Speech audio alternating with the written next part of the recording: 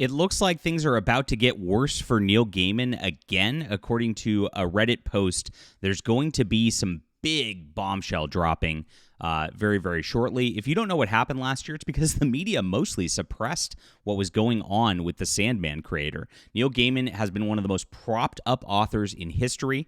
His work's degenerate and mostly overrated as well. And so as this has gone through, they made TV series of his work, the like. He really is too big to fail for the industry. And so they've done their best to hide it. Neil Gaiman's gone into hiding himself. He's just removed himself from all social media and the like. It's really, really wild.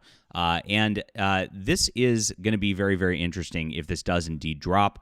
I have some speculation. We will get into that in just a moment. Please smash the like and subscribe button as we talk about all things in science fiction and fantasy in the culture, guys. This is a spot where we tell the truth, and it's a lot of fun. So thank you for being here, and thank you for making this channel such a success. I'm a science fiction writer myself, blacklisted from mainstream, and I write my own books. I'm actually working on a science fiction space exploration story right now, which is very similar to Star Trek because I don't like the way Star Trek's went. You guys have probably seen that on the channel as well. And it starts here. This is my Arroz War series, and I'm setting up a universe here where everything spins out of this Arroz War. Now, the new series is going to be standalone, but if you want to catch up on the universe, catch up on the aliens I develop and the like, this is a fun spot to start. People love this trilogy. It's about a spy who goes undercover on an alien starship to try to bring back information to Earth in the middle of a war. Because they're a reclusive race that, of course, people don't know a lot about, and hijinks ensue through this trilogy. It builds up really, really well. Get the whole trilogy, guys. You'll really love that. It's in the description below. It's all available on ebook, print, and audio to make it easy for you. And we have a based audiobook producer as well who's awesome, worth supporting. So check it out, and thank you guys so much for reading the books. Like I said, grab the whole trilogy. Start reading today, and I appreciate you guys for being here. So it's been quiet for Neil Gaiman ever since he faced 7 allegations of sexual misconduct. If you missed that, 7, yes. It's a lot. But Redditors believe a new bombshell is about to drop, and the Hugo Award finalist editor Vox Day reminds science fiction and fantasy fans that Gaiman has a pattern of this kind of behavior that he's been accused of. So he's been accused by his 7 women. The first 2 came from the Tortoise podcast. Now, the Tortoise podcast does long investigations on things. They don't just rush things out. They're not clickbaiting stuff. They really do deep dives into situations before making their reports, and that's kind of like their deal. So it scared people when this happened, especially the fans of Neil Gaiman's. So they had a couple people going out there, and of course, the first round of podcasts, they revealed 2 women who accused American Gods writer of sexual assault. One was his granddaughter's age, acting as a babysitter or nanny of his child at the time. And Neil Gaiman responded that they only cuddled in a bathtub, like hours after they met. Very, very weird. Like it made the situation sound very, very suspicious. A third woman came out revealing in her therapy sessions of years of alleged manipulation by Gaiman, and Tortoise revealed 4th and 5th accusers with very similar stories. The last may be worst of all, as a woman alleges that Neil Gaiman blackmailed her by forcing her to do sexual acts in exchange for maintaining a place to live for her and her 3 daughters at his New York estate. So he wasn't charging her rent, he was making her do favors in exchange. Now, what has happened with the babysitter and with that woman is it's come out from Tortoise as well that Neil Gaiman paid a substantive amount of hush money to them. So he has paid the one in New York hundreds of thousands of dollars. The babysitter, a lesser of a sum. I forget what it was. I think it was around $60,000 or so. And very, very wild that these people were paid off to be silent. And so that's what happened here. A 6th woman who's now, clearly abused and pretending to be a man, was a former massage therapist of Amanda Palmer who detailed how Neil Gaiman flashed her in one of their appointments and implied a longer intimate relationship resulting on it based on manipulation from him as well. In one of the Tortoise podcasts, one of the victims mentioned there were 14 women. Gaiman's ex-wife, Amanda Palmer, was aware of this kind of story about his abuse, and it's increasingly like this with the case of the 7th allegation. This one came secondhand on Reddit. A Redditor dropped this bombshell. Unfortunately, yes, him too. A friend of a friend stayed overnight in his house. He warned her, Gaiman, that he might wander on Ambien. She woke up to find him in her room. She didn't go into specifics. She was upset. It was implied he was groping her. She didn't want to hurt her career, so I guess as an artist or whatever, so she never shared it publicly. And I've heard a lot of this, that Neil Gaiman was so big that people were scared to mention him. I'm just waiting for something worse to eventually come out about him. Don't pin your hopes on being squeaky clean guy. So this leads to the current Reddit on Neil Gaiman Uncovered. And this is what's said. This is a heads up, as promised, and the last update, before a long-awaited article. Apparently, there's a big article coming out that's going to make things even worse. We are only a few days from publication.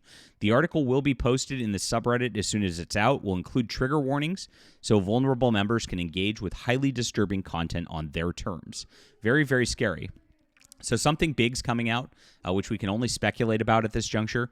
Now, I will note that Amanda Palmer, when these allegations started coming out, posted to her Patreon a very, very bizarre picture. It was of a trash can with the book Lolita sitting on it. And if you don't know what Lolita is, it's a creepy, creepy book about a guy who is obsessed with this underage girl, very young, and in a gross manner, and eventually grooms her. That is the whole plot of the book, and it's upheld as an American classic for some reason, our creepy industry, much like Neil Gaiman works.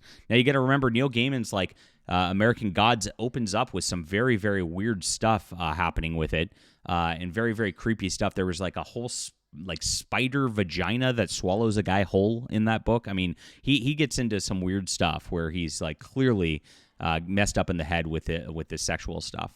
And this came out before. So it was pointed out on Vox Day's blog that there were 3 different instances prior to this where Neil Gaiman actually had stuff coming out, and it was posted on Reddit and the like, but people just completely ignored it at the time. If you think Neil Gaiman is a great novelist or even a great SFF novelist in this 2018, you are simply wrong. He's successful, talented, much loved, and understandably so, but he's also little more than a very successful stunt writer with 2 or 3 tricks in his bag.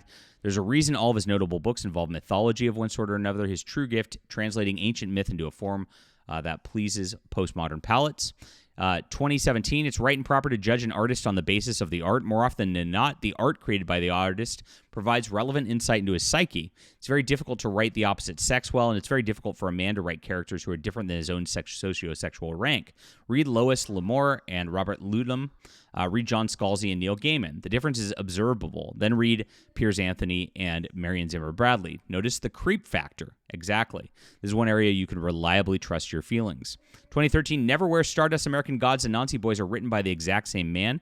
It's the Mr. Stock type shows up for all 4. Each iteration is dull and insufferable, and as the last, distinguishable only faintly by his name. Leaving American Gods and Stardust alone for now, this isn't so much a matter of, you could do this to any fantasy book itself as an asinine proposition, because not all fantasy books feature timid Londoner devoid of ambition who has relationship troubles with demanding sweetheart fiancé. The sweethearts in question are likewise identical. Thinly written, demanding, henpecking, and not the brightest. Really, Gaiman kind of sucks at writing women, and apart from one incredibly tertiary character in American Gods, I don't think he's comfortable with gay men, and certainly not enough to write them as protagonists. Similarly, the catalyst finding the secret magic world is always more or less the same through colliding with one of said secret's inhabitants. Now, Gaiman's got some weird stuff he's written, too. We covered a forward he wrote to an Elric book about a boy who was getting abused and going for it. It was very, very wild when you get into the fact that he was writing pedophilia into a forward of a story of all things as well. And so, yes, you can look at the art and you can look at a bunch of the disturbed, depraved sexual stuff that gets into his books. You can get to the fact where he says he identifies with the big bad wolf from Red Riding Hood. Yes, he's gone out and said that. Go look that up. It's very, very weird. And you can see a pattern that's very, very disturbed in his psychology as well. So this is what's happened so far. The media has all but covered it up, guys. You can only find this on Fandom Pulse and here. So make sure to follow Fandom Pulse. It's in the description below. Follow me here. We'll be covering this every step of the way, making sure that you know what's going on with these big icons in pop culture who've been propped up by the mainstream media with their degenerate fetishes. They get propped up like this intentionally, I think. When they're skeletons, they're easy to control, they're easy to manipulate, and that's what the mainstream corporate media wants for their propaganda, of course. All right. Please leave a comment down below what you think about this. Do you think it's going to be a big bombshell? Hit the like and subscribe button. And also check out my Oration War. This is good stuff, guys. It's a 3-book trilogy, and I appreciate you for being there and supporting our books. It's in the description below. Grab it on ebook, print, or audio today.